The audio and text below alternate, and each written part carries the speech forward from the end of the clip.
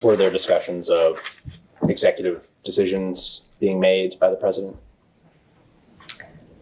Can you say more? Was there discussion of the process of making an executive decision, such as issuing an executive order or a pardon or clemency decisions? I think there were many meetings like that, but there were many meetings that I was not part of. Obviously, as White House press secretary, I'm not in every meeting. But usually those morning meetings were more, I would say, like a check-in meeting on the day and how to move forward.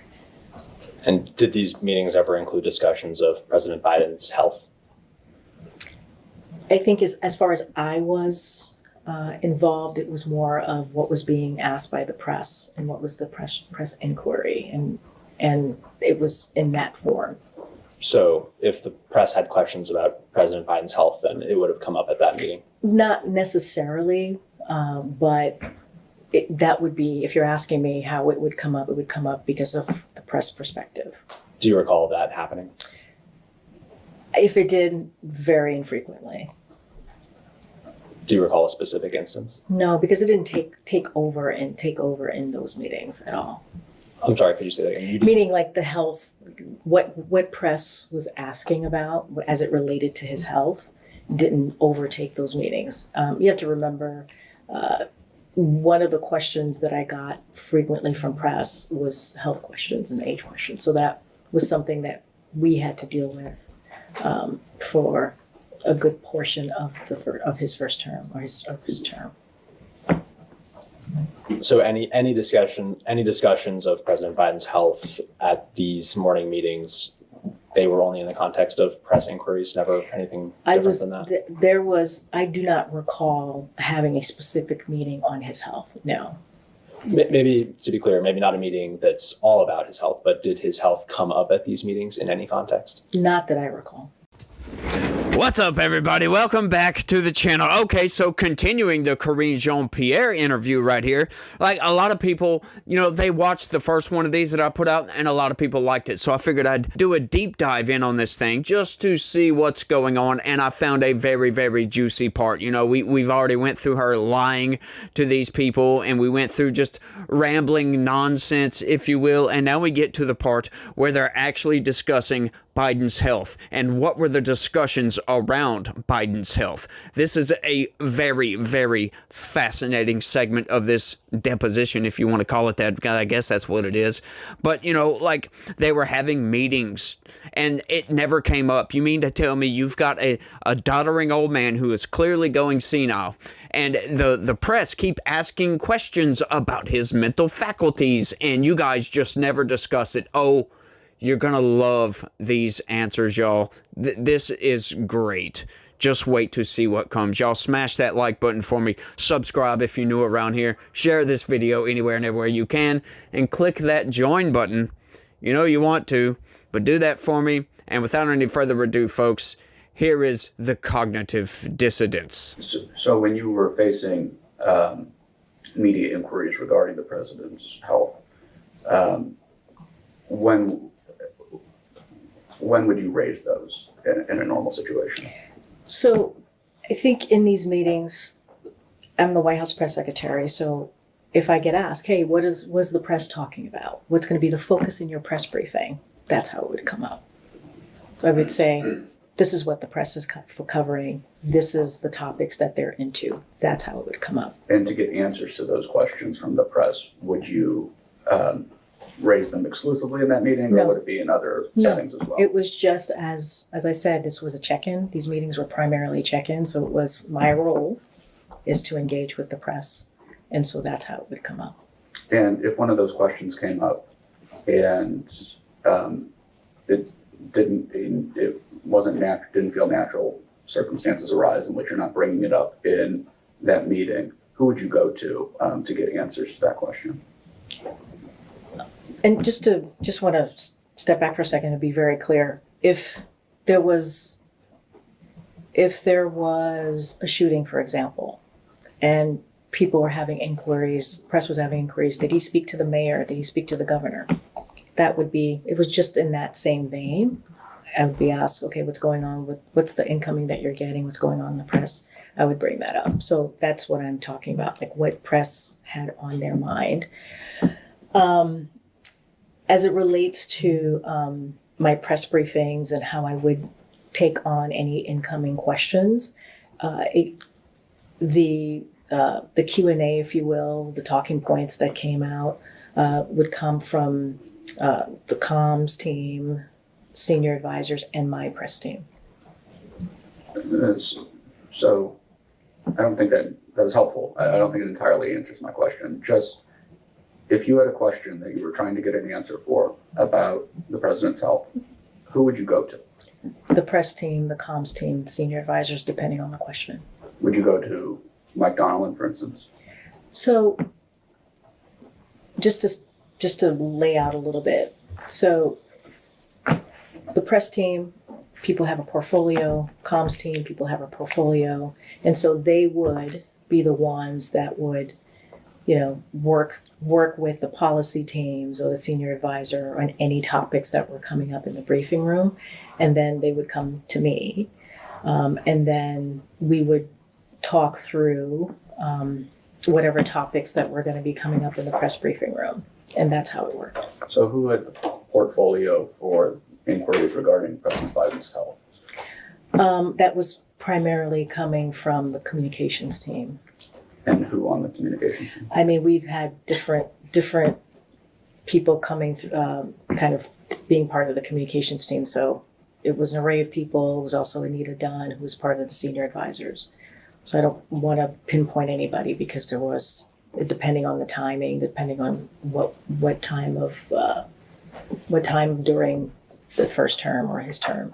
Would it ever occur to you to go to Ms. Tomasini with a question regarding the president's health? I did not. How about Mr. Bernal? About the president's health? Yes, ma'am. Mr. Bernal? No. How about Ashley Williams? No, I don't recall doing that. How about the first lady? Same question. No. Did you interact frequently with the first lady? Not frequently, but I saw her from time to time. And did you ever have a conversation about President Biden's health or fitness? No.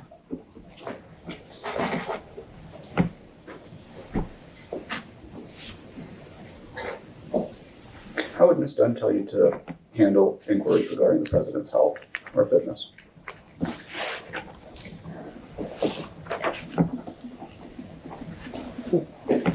Basically meaning, can you be more specific? If there were any talking points that stick out to you about what the message should be regarding the president's health or fitness? I mean, I was pretty much on the record about the president's health and from my observation. Look, and what I said at the podium is certainly what I believed and what I saw myself, my personal observation as well, which is that he was, capable of doing the job. This is a president that had the experience to do the job, cared about the American people, and did it every day, day in and day out, and was able to have some pretty successful legislation and policies to help move this country forward. And that's how we just kept it high level. We kept it on what the president has been able to do. Do you think that strategy, delivering that message, was effective, or do you think that there should have been other efforts taken by you or other people in the White House to push back on this story about the president's health or fitness? Here's what I say. I would say that this is a president where the American people, reporters, whoever was following him, got to see him on a regular basis.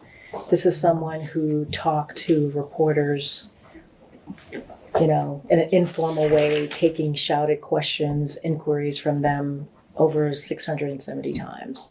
So he did that pretty regularly. People got to see him multiple times a week. And that reaches a level of, hey, you guys get to see and speak to him, and he takes your question and he's out there. Then why did this question keep coming up? That's something for, I think, reporters to speak to. It was a question that came up. We tried to do our best to answer it. The president was out there. People got to see him. People got to hear directly from him pretty regularly. I can't speak to that. I'm not going to speak to a hypothetical that I can't even answer. Did the frequency of this question increase as from January 20th, 2021 to the end of Joe Biden's term? I think it was something that was a part of being in the administration. It came up. I can't speak to the frequency, but it was one of the topics that came up often. It didn't increase after his debate with President Trump. I mean, you all watch my press briefings, right? So that was a topic certainly after the debate. But again, that my observation has always been when it comes to this President Biden, that he was more than competent of doing the job each and every day, day in and day out. And I got to see that on a regular basis. That was my observation. And I hear what you're saying. I'm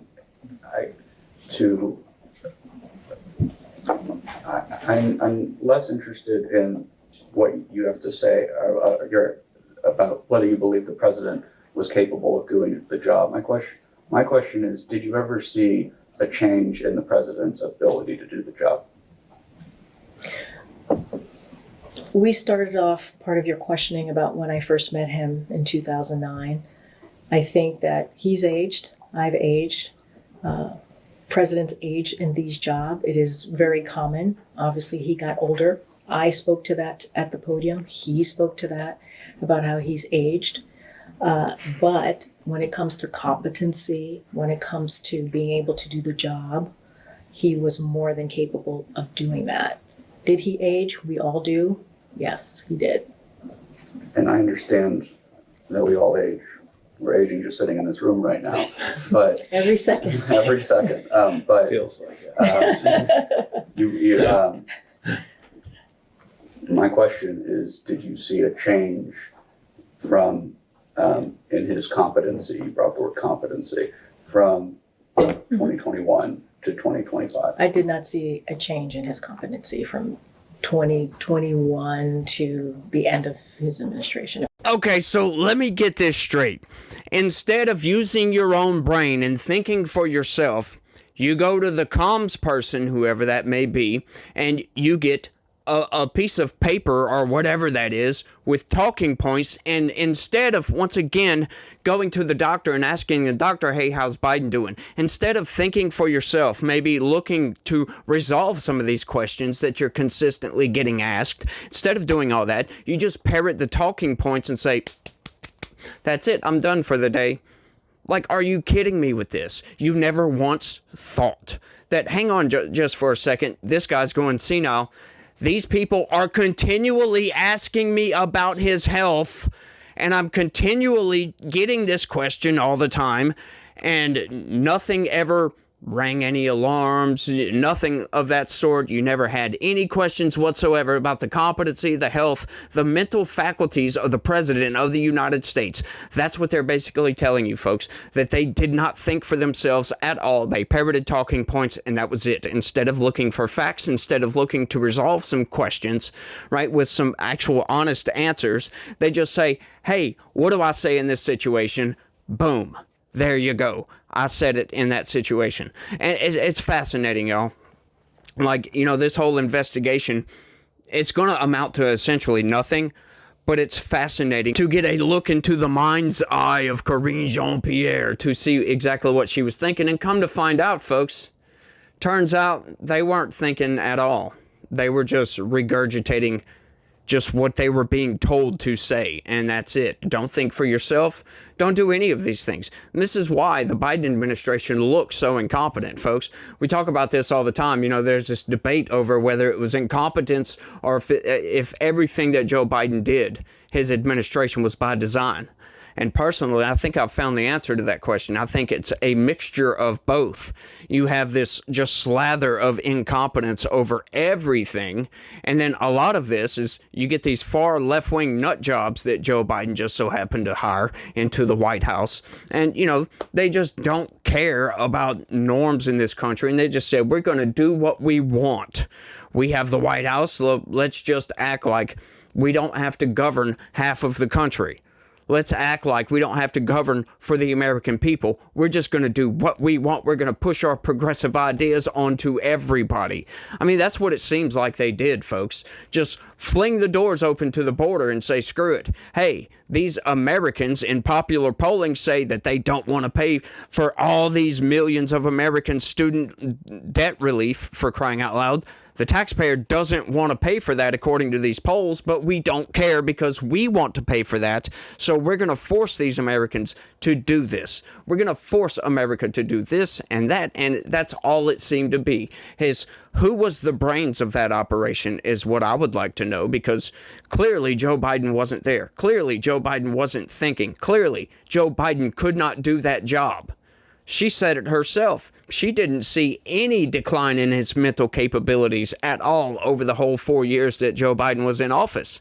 So what she is basically saying there is either he didn't age at all, or he was incompetent before he came into office. It's fascinating, y'all. And this is one of the biggest scandals in American history, I believe, because if we look at everything that went on, all the violations of court orders, we look at one of the most significant spy operations on American citizens in U.S. history that we have just so recently found out about, Operation Arctic Blast or something like that. I forget, the Arctic something, where they were actually spying on 8 sitting U.S. senators, and not to mention every single conservative organization in the country. Yeah, it wasn't just the senators, by the way. I just recently found this out. They were spying on just about every conservative organization out there, including Turning Point, all of them, folks. Anything that had anything to do with Donald Trump, they were getting investigated under the Biden administration. They were getting spied on consistently under the Biden administration. These people just did not care about liberty. They didn't care about freedom of speech. Hence why we had backdoor, or the federal government had backdoor access to your social media platforms, so they could go in and tell these social media companies, hey, I don't like what this person is saying. Why don't you delete that post? Or how about, better yet, ban that person outright from being on this social media platform? Well, they didn't violate our community guidelines. We don't care. Ban them now or else. And so the companies, being forced into it essentially by the government, capitulated to their demands and actually censored you guys on a consistent basis, folks. Thousands of people were censored, and it's just truly insane what we are uncovering that the Biden administration was getting up to inside the White House, folks. And they didn't care. These people just did not think for themselves at all. And I just find that so disturbing. I don't know if you guys find that disturbing, but, we can sit back and we can laugh at a liberal, the old libtards over here, or whatever you want to call it. But, honestly, this is no laughing matter. Sure, these people didn't have a brain to think for themselves. They're just robotic machines just doing a job. Take the slip of paper out of this machine and push it into this machine, and that's it. No thinking required, folks. But, somebody was behind that machine, feeding the paper into that machine. For goodness sake, somebody was telling these people what to do, what to say, how to act, where to lead your questions. Notice what she was doing in there, right? She was giving some of the same responses. She was telling the investigators what she said at the podium. Like, as if we don't know what you were saying. We fully understand what you were saying. This is all archived. We can go and look up just about any White House press secretary briefing for the last 30, 40 years, for crying out loud. We can go back to an archive and find the footage and look up any press secretary and what they said. We don't need to know what you said. We want to know what you were thinking. We want to know what these other people were saying. The fact that Joe Biden's mental decline was so apparent to everybody that even liberals were questioning their own sanity.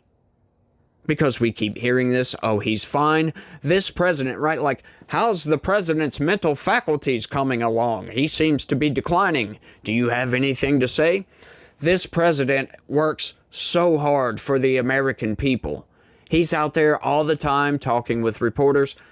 Like, seriously, Donald Trump has done more interviews in a single month than Joe Biden did his whole 4 years. And what was all this Biden's first term talk?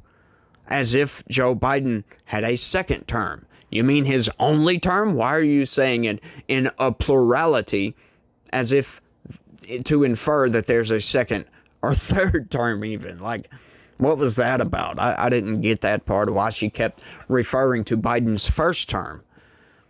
His only term, you mean? See, these people just don't think. You know, when this whole thing first started, folks, I really thought Karine Jean-Pierre was kind of smart. And, you know, she was expertly just dodging these questions.